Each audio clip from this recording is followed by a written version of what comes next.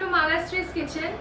তো আজকে আমি একটা ক্রিয়েটিভ রান্নাও বলতে পারেন, ক্রিয়েটিভ এখন আর নয়, এটা খুবই এখন কমন রান্না হয়ে গেছে। It's an Italian dish, white sauce pasta, also known as Alfredo pasta. তো সবার আগে পাস্তার যেটা মেন ইনগ্রিডিয়েন্ট, এটা হচ্ছে পেনিয়া পাস্তা। নুন, হলুদ আর তেল দিয়ে সিদ্ধ করে রাখা আছে। এটা হচ্ছে মাশরুম, বাটন মাশরুম। তো এটাকেও নুন, হলুদ আর তেল দিয়ে সিদ্ধ করে রেখে স্লাইস করে রেখেছি। এরপরে চলে আসছে গ্রিন ক্যাপসিকাম বা গ্রিন বেল পেপারও বলা হয়, red and yellow bell pepper, পেঁয়াজ কুচি, রসুন কুচি, অল পারপাস ফ্লাওয়ার অথবা ময়দা, মেয়োনিজ, অরিগ্যানো। সসের জন্য একটুখানি আমার দুধ লাগবে, সো দুধ, নুন আর গোলমরিচ আর চিজ। তো এই হচ্ছে আমার ইনগ্রিডিয়েন্টস বা উপকরণ। সো গ্যাস অন করলাম, করে কড়াই বসিয়ে দিয়েছি। আর এটা হচ্ছে সাদা তেল, আপনারা চাইলে অলিভ অয়েলও দিতে পারেন। আমি সাদা তেলেই করব, যেহেতু অনেকটা বেশি চিজ পড়বে, তো তেলের পরিমাণ এইটুকুই দিলাম। তো এইবারে দিয়ে দেবো হচ্ছে প্রথমেই রসুন কুচি। সাদা তেল বেশি গরম করতে লাগে না, রসুন কুচিটা আগে দিয়ে এবার এটাকে ভালো করে টস করা হবে। তো দেখছেন আপনারা রসুনটা একটু ব্রাউনিশ হয়ে এসছে। এবার যে পেঁয়াজ কুচিটা আছে সেটা আমি আন্দাজ মতোই দেব। পাস্তার নিয়ম হচ্ছে যত বেশি পেঁয়াজ আর যত বেশি রসুন পড়বে তত পাস্তা খেতে টেস্টি হবে। তো আমার পাস্তাটা একটা দেখছেন একটা চায়ের বাটির একটা গোটা বাটি আছে, তাই জন্য আমার পেঁয়াজটা একটু বেশি নিচ্ছি আমি এখানে। তো এই আমার পেঁয়াজ কুচি দেওয়া হয়ে গেল। এটা এবার ভালো করে নেড়ে চেড়ে দেবো। এটাও একটু গোল্ডেন ব্রাউনিশ হলে বাদ বাকি আমি সব ইনগ্রিডিয়েন্টসগুলো দেওয়া স্টার্ট করব। সো ফাইনালি পেঁয়াজটা একটু গোল্ডেনিশ কালার হয়ে এসছে, রসুনগুলোও দেখুন খুব সুন্দর করে গোল্ডেন গোল্ডেন কালার হয়ে গেছে। তো এইবার আমি যে ভেজিটেবলসগুলো কেটে রেখেছিলাম সেগুলো দিচ্ছি। পুরোটা দেব না, কিছুটা আন্দাজ মতোই দেব। তো গ্রিন ক্যাপসিকাম চলে গেল,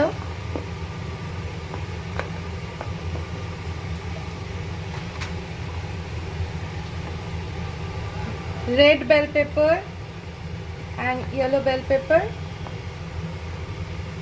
চলে গেল।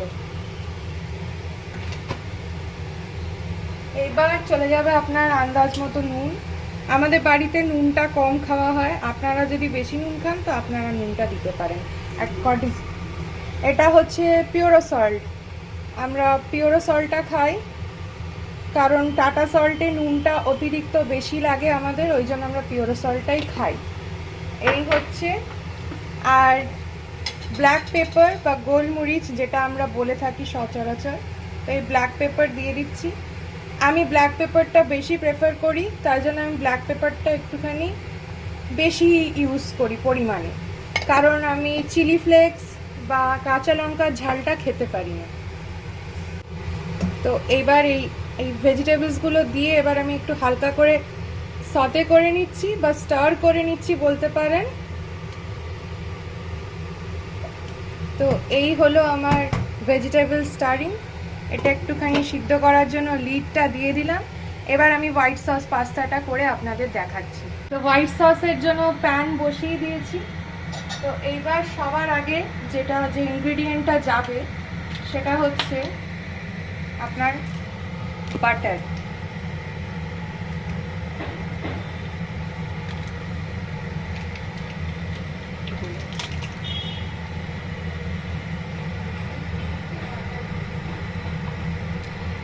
এগুলো সব 10 গ্রামের প্যাকেটস বাটারের। বাটার যদি যতক্ষণ না দেবেন ততক্ষণ কিন্তু এই পাস্তার টেস্ট আসবে না। ঘরোয়া পদ্ধতিতে তো সবাই তেল দিয়ে জাস্ট একটু পেঁয়াজ আলু দিয়ে করে, বাট এই পাস্তাটা বাটার না দিলে হোয়াইট সস পাস্তা ভালো লাগে না খেতে। তো বাটারটা গলছে, এখন আপাতত দিয়েছি গলতে।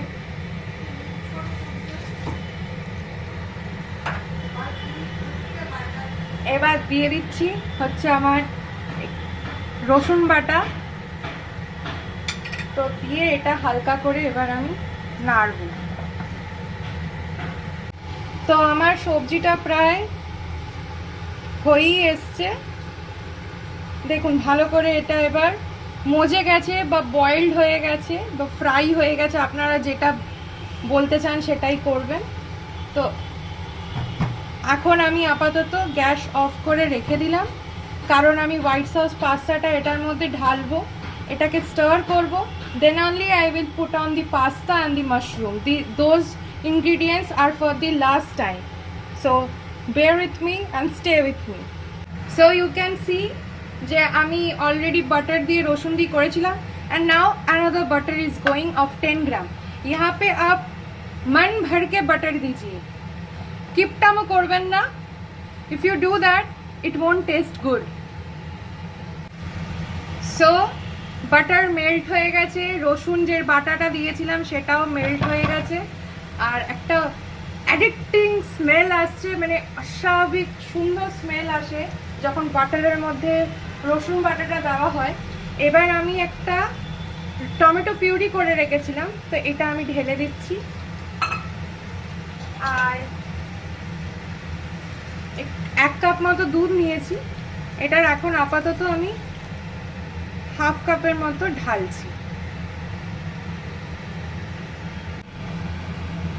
এবার এটাকে ভালো করে আমি স্টার করছি। এই টমেটোটা যতক্ষণ না প্রপারলি গলবে ততক্ষণ ওই কালারটা আসবে না। অনেকে হোয়াইট সস পাস্তাতে টমেটো দেয় না, অপশনাল, বাট আমি দিই, কারণ টমেটো যে পিউরি টাইপের করেছি, পেস্ট টাইপের করেছি, এটা খেতে বেশি টেস্টি লাগে। তো আপনারা দেখতেই পাচ্ছেন টমেটোটা প্রায় ফুটে এসছে। এটা দুধ দিয়েই ফোটাচ্ছি আমি, কোনো জল আমি অ্যাড করিনি। আর টমেটোটা আমি বয়েল করে রেখেছিলাম, ঠিক আছে। প্রথমে গরম জলের মধ্যে আমি টমেটোটাকে ফুটাতে দিয়েছিলাম, ফুটিয়ে তারপর ওটা ঠান্ডা জলের মধ্যে ডুবিয়েছিলাম। ডোবানোর পর ওটাকে আমি খোসা ছাড়িয়েছি, ওর মুখ ছাড়িয়েছি, ওর দানা ছাড়িয়েছি, তারপর ওর পাল্পটা আমি দিয়েছি। তো আমি মিল্ক তো অ্যাড করেছিলাম, দেখিয়েছিলাম। এবার একটু পিঞ্চ অফ সল্ট, এতটা সল্ট মতো দিয়ে দিলাম। খুবই একটা মানে খুব সুন্দর স্মেল বেরিয়েছে যেহেতু গার্লিকটা দিয়েছি। আর এবার একটু স্টার করে দিচ্ছি। এটা আরেকটুখানি বয়েল হবে আমার টমেটোসগুলো, এটা হলে তবে গিয়ে আমি এই সসটাকে মধ্যে আরও যা ইনগ্রিডিয়েন্টস আছে আমি দিতে পারবো। তো আমি বয়েল করতে দেওয়ার জন্য এই লিডটা দিয়ে ঢাকা দিয়ে দিলাম। সো এটা আমার হয়ে এসছে সসের অর্ধেক জিনিসটা। এবার থিকনেসটা আনার জন্য এবার অল পারপাস ফ্লাওয়ার অথবা ময়দা দিয়ে দিচ্ছি। এটা খুব অল্প করে দেবেন, বেশি দেবেন না, বেশি ঠিক হয়ে গেলে কিন্তু পুরো ময়দারই স্মেল পাবেন, আর কোনো কিছু স্মেল পাবেন না।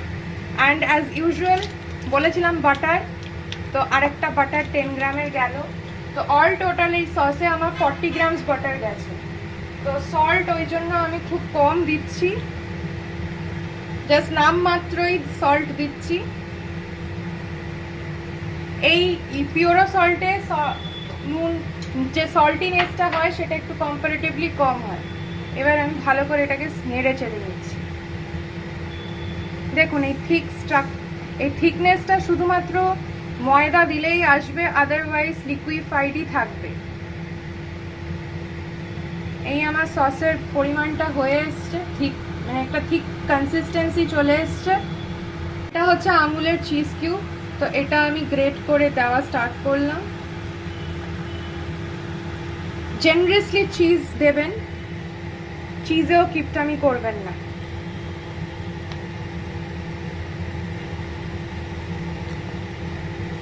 কারণ হোয়াইট সস পাস্তার মেন ইনগ্রিডিয়েন্টই হচ্ছে বাটার অ্যান্ড চিজ। তো এগুলোকে কিপটামি করবেন না। এটা সেকেন্ড কিউব অফ চিজ।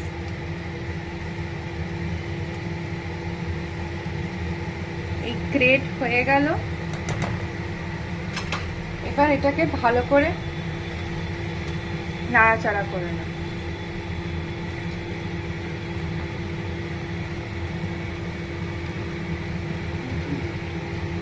আর আমি যেহেতু লেফটি, তো ওই জন্য আমি লেফট হ্যান্ড দিয়ে এটা স্টার করছি, আদারওয়াইজ আমার রাইট হ্যান্ডে খুব প্রবলেম হয় স্টার করতে রাইট হ্যান্ড দিয়ে। তো এই দেখুন একটা চিজি টেক্সচার এলো। এইবারে আমি আর একটুখানি দুধ দিয়ে দেবো। আমি তখন 1 কাপ নিয়েছিলাম, তো আবার আমি 1 কাপ মতো দুধ নিয়েছি। দুধ নিয়ে এটা ঢাললাম, ঢেলে এবার এটাকে ভালো করে স্টার করব। করলেই আমার হোয়াইট সস পাস্তার যে মেন যে জিনিস টেক্সচারটা সেটা এসে যাবে। এবার আমি হালকা করে ব্ল্যাক পেপার, একটু হালকা পার্সলেটা অপশনাল, আমি একটুখানি পার্সলে দিই, তাহলে টেস্টটা আরো এনহান্স হয়ে যায়। দিয়ে এটাকে আমি আরেকবার স্টার করব। স্টার করলেই আমার হোয়াইট সস রেডি। এইবার আমি এই সসের মধ্যে যেটার মেন আজকে উপকরণ আরেকটা, সেটা দিচ্ছি, and that's এই মাশরুমটা।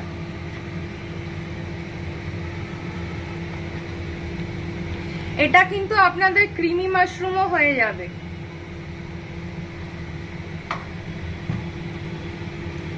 এই নেড়ে দিলাম।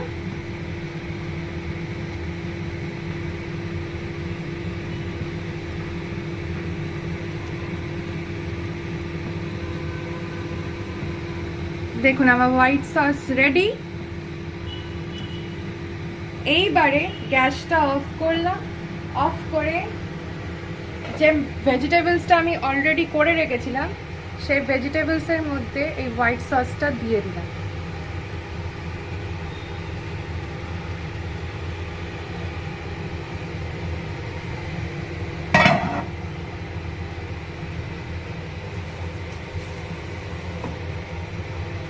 এবার গ্যাসটা তো অফ করেই রেখেছিলাম, তো আবার অন করলাম। অন করে এইবার ভেজিটেবলসগুলোর সাথে এই হোয়াইট সস পাস্তাটাকে আমি মিক্স করছি। এবার ভালো করে মিক্স করছি। তো সিদ্ধ করা যে পাস্তাটা ছিল সেটা এখন ঢেলে দিচ্ছি। বাবা, জমে গেছে।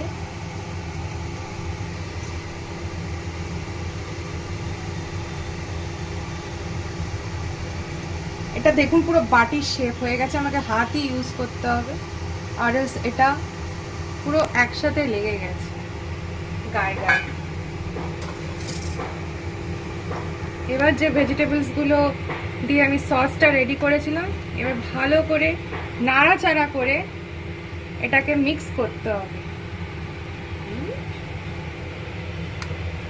আমি আগেই বলেছি আমি লেফটি, তো আমার রাইট হ্যান্ডে নাড়াচাড়া করতে অসুবিধা হয়, আমি লেফট হ্যান্ডে বেশি ওয়াকিবল।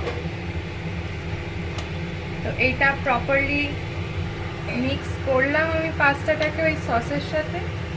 এইবার আমি আরেকটুখানি দুধ এটার মধ্যে ঢেলে দেব,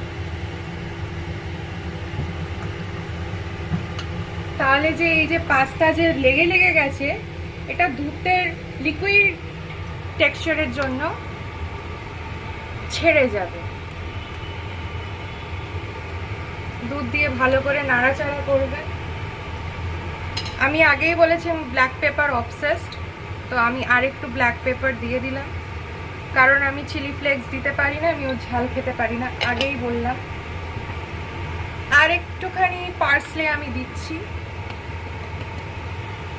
এইটুকুই, বেশি পার্সলে দেবেন না। এইবার দিচ্ছি হচ্ছে আমি অল্প করে 1 টেবিল স্পুন মতো বা হাফ টেবিল স্পুন মতো মেয়োনিজ। এই মেয়োনিজটা আমি হাইম্যান্সের মেয়োনিজ, আপনি চাইলে আরেকটু দিতে পারেন, এটা একটু কম হয়ে যাবে, আমি আরেকটু ওই জন্য এইটুকু মতো দিয়ে দিচ্ছি, 1/4 টেবিল স্পুনের মতো। মেয়োনিজ দিয়ে। আর দেব হচ্ছে অল্প করে অরিগ্যানো। অরিগ্যানো অনেকে খেতে ভালোবাসে, তো অরিগ্যানোটা আপনারা আপনাদের মাপ অনুযায়ী নিয়ে নিতেই পারেন। আমরা অরিগ্যানোটা অতটাও প্রেফার করি না। আবার একটা 10 গ্রামের বাটার। সো এবার এটাকে ভালো করে নাড়বো। তো এইরকম আবার আমুলের একটা চিজ আমার যাচ্ছে, এরকম একটা না আরও দুখানা যাবে, দাঁড়ান দেখাচ্ছি। তো সসে আমি অলরেডি 2টো মতো চিজ দিয়েছিলাম, আর এইখানে এই 3 কিউব মতো চিজ আমি দিচ্ছি, গ্রেট করেই দেব। তো দেখেছেন আপনারা মানে নুনের পরিমাণটা কম, যেহেতু চিজ আর বাটার যাচ্ছে বেশি, ওই জন্য নুনটা আমি কমই দিয়েছি। এবারে আপনারা যদি একটু সল্টি খেতে ভালোবাসেন, আপনারা নুনটা সেই অনুযায়ী নিয়ে নিতে পারেন। এই রান্নাটা বেসিক্যালি আমার পেরেন্টস আমার হাতে ভালোবাসে, তাই জন্য আমি রাঁধি। এত গরমের মধ্যে কষ্ট হয় তাও রাঁধি। এটা অকেশনালি আপনারা নিজেরাও বানিয়ে খেতে পারেন। সচরাচর তো এটা হয় না সবার বাড়িতে, ব্রেকফাস্টের জন্যও হয় না, ডিনারের জন্যও হয় না। কোনো সময় ইচ্ছে হলে আপনারা এরকম টাইপের রেসিপি করেও ঘরে খাওয়াতে পারেন। সো ফাইনালি আমার হোয়াইট সস পাস্তা অথবা অ্যালফ্রেডো পাস্তা রেডি। তো এটা হচ্ছে ফিনিশিং। তো আমি এখন আপাতত এটাই কড়াইয়ের মধ্যেই রেখেছি, কারণ প্রচুর গরম। এখন যদি আমি অন্য কোনো বোলে ট্রান্সফার করি দেন এটা গলে যাবে। তো ওই জন্য যেটার মধ্যে রান্না করে হয়েছে সেটার মধ্যেই রান্না করে রেখেছি। তো that is all. If you like the video, please give a thumbs up, subscribe to my channel and share it with your friends. It would actually mean a lot to me. So abar onno kono din dekha hobe with some another kind of recipe. So that's all. Bye. Have a nice day ahead.